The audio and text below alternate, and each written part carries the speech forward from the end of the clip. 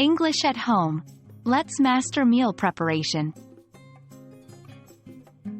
Hello everyone, and welcome back to another exciting video in our series, English at Home.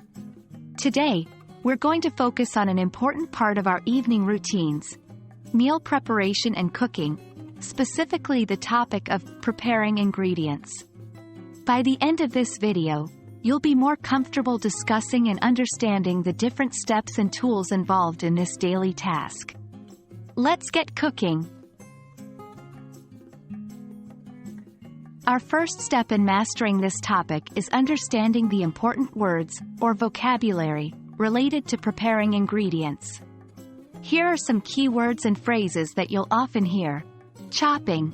This means to cut something into small pieces. Peeling. This is when you remove the outer skin from fruits or vegetables. Boiling. This is when you cook something in hot water. Measuring. This is when you make sure you have the right amount of an ingredient. Remember, using these words accurately will help you communicate your actions and understand others when discussing meal preparation. Now that we've covered the essential vocabulary, let's see how we can use these words in sentences. Here are some examples. I am chopping onions for the salad. Could you help me peel these potatoes? Make sure to boil the eggs for 10 minutes. I am measuring 2 cups of flour for the cake. Notice how each verb is used to describe a specific action in the kitchen. Practice makes perfect. So let's try using our new vocabulary in a question and answer format.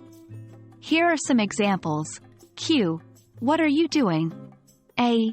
I'm chopping vegetables for dinner. Q. Could you help with something? A. Sure. I can peel the carrots. Try practicing with a partner or even by yourself to get comfortable using these phrases. To fully understand and use these words, it's important to practice them in real-life situations.